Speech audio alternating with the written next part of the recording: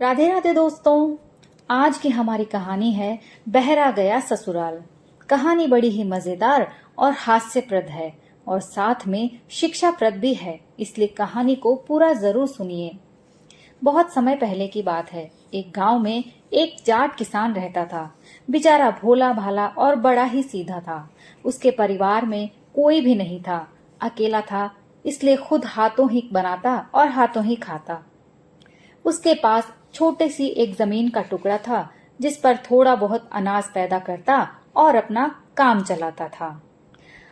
उसके कुछ यार दोस्त उस गांव में थे, इसलिए सब लोगों ने मिलकर सोचा कि बेचारा बहरा है, इसके परिवार में भी कोई नहीं है, इसकी पूरी जिंदगी इस तरह कैसे बीतेगी। इसलिए उसके दोस्तों ने और गांव वालों ने मिलकर उसके लिए एक रिश्ता देखा और उसकी शादी करवा दी। लेकिन लड़की वालों को ये नहीं बताया कि वो बहरा है और ना ही लड़की को ये बात पता थी। शादी के बाद जैसे ही लड़की उसके साथ रहने लगी तो धीरे धीरे उसे पता चला कि उसका पति बहरा है।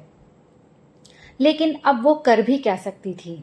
पहले के जमाने में ये रिवाज था कि जिससे शादी हो जाती थी उसी के साथ निभाना पड़ता था। लेकिन वो किसान बहुत अच्छा आदमी था, इसलिए उस लड़की को इस बात की कोई चिंता नहीं रहती थी कि वो बहरा है या गूंगा है। ऐसे ही उसके दिन बीत रहे थे। एक बार उस बहरे के ससुर बीमार हो गए। उसने सोचा, उसको जब पता चला कि मेरे ससुर बीमार हैं, तो उसे लगा कि उसे भी मिलकर आना चाहिए उसके ससुर से।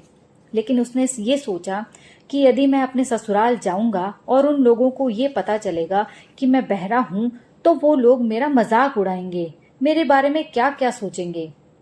इससे पहले मैं यहीं से सारी तैयारी करके जाता हूँ कि मुझे वहां क्या बोलना चाहिए और वो लोग मेरी बातों का क्या उत्तर देंगे।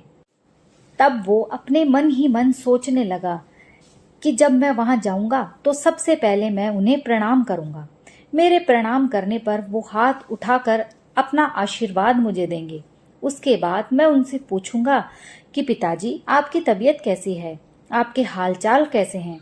तो वे यही कहेंगे, हाँ बेटा, अभी तो मैं ठीक हूँ। वैसे भी उनको बीमार हुए काफी दिन हो चुके हैं, तो अभी तक तो वो थोड़ा बहुत ठीक हो ही गए होंगे। वो यही जवाब देंगे।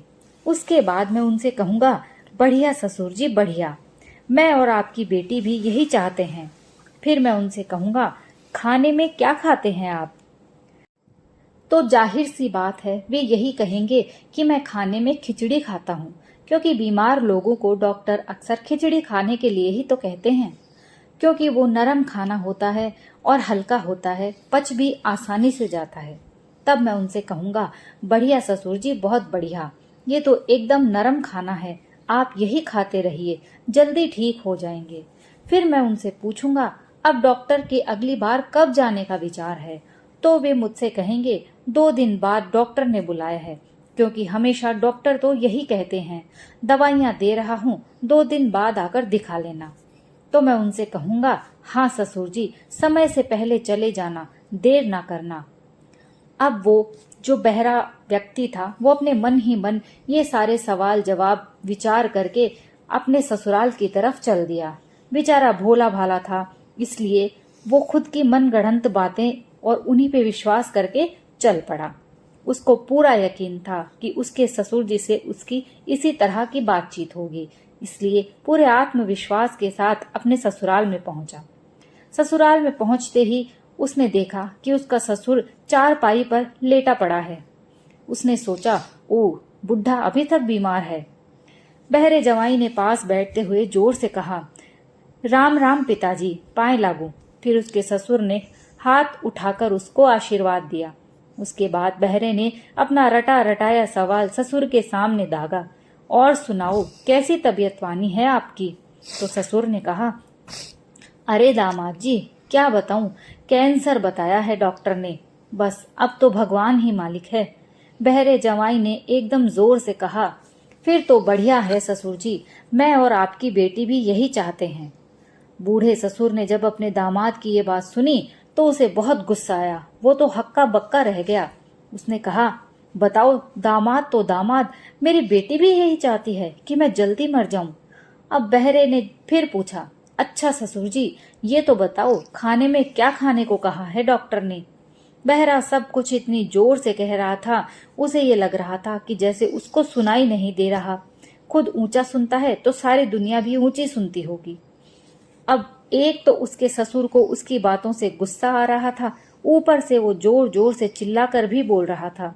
उससे उसके ससुर को और ज्यादा गुस्सा आ रहा था। अब गुस्से में भरे हुए ससुर ने कहा, हाँ, खाने में क्या खाते हो, खाने में क्या कहते हो, मुझे जहर लाकर दे दो। तुम तो यही चाहते हो ना कि मैं जल्दी मर जाऊं, तो ला दो मुझे जहर। बहरे को ये लग रहा था कि बूढ़ा खिचड़ी खाकर बहुत परेशान हो गया है, इसलिए गुस्से में आकर चिल्ला रहा है और बता रहा है कि उसने कहा, कोई बात नहीं ससुर जी, ये तो बड़ा ही अच्छा है और नरम खाना है, जल्दी पच जाता है, आप यही खाया करें, आपके लिए यही अच्छा है। अब बूढ़े ने जब अपने दामाद के ऐसे वचन सुने तो उसके गुस्से की तो कोई सीमा ही ना रही। अब उस बहरे दामाद की बातें बगल में बैठी उसकी सास भी सुन रही थी। ऐसी बातें सुनकर वो जल भून रही थी और मन ही मन उसे कोस रही थी। हाय राम, कैसा दामाद है मेरा, ये चाहता है कि मैं विधवा हो जाऊं। अब बहरे जवाई ने फिर से पूछा, अच्छा ससुर जी, कब जाने का विचार है। उसने तो डॉक्टर के पास जाने को पूछा था, परंतु ससुर को ये लगा कि ये मुझसे पूछ रहा है कि मैं भगवान के घर कब जाऊंगा। अब तो ससुर जी का भी पारा चढ़ गया। उसने अपने बेटों से कहा, अरे कोई है, इसे घर से बाहर निकालो, कैसा जवाई मिला है, मुझे भगवान या तो मुझे मारने पर तुला है, और तो और मेरी बेटी भी इसका साथ देना चाहती है, मैं जल्दी मर जाऊं। अब बहरे के सालों को भी कुछ समझ में नहीं आ रहा था।